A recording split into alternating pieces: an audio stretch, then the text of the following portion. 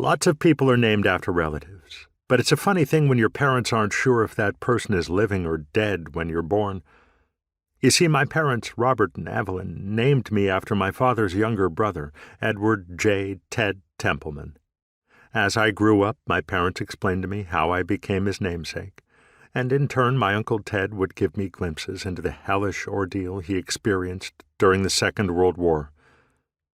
Like me, my Uncle Ted was a Santa Cruz boy. He was the youngest of 3 brothers. His oldest brother, Ken, my dad, Robert, and Ted were all really close, and they all joined the military during the war years.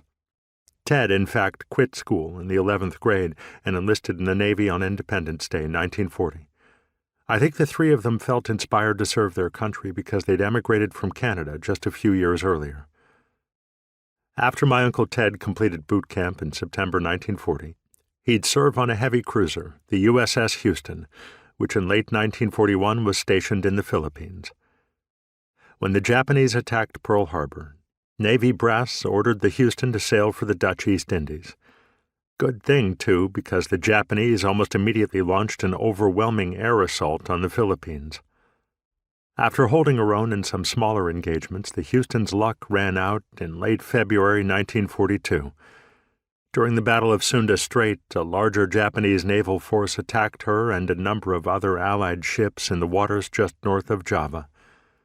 My uncle and his crewmates fought like hell, but their ship was torpedoed and set aflame by naval gunfire.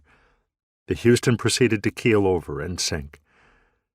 My uncle didn't like talking about his wartime experiences, but he told me what haunted him for the rest of his days was watching, helplessly, as scores of his shipmates burned to death.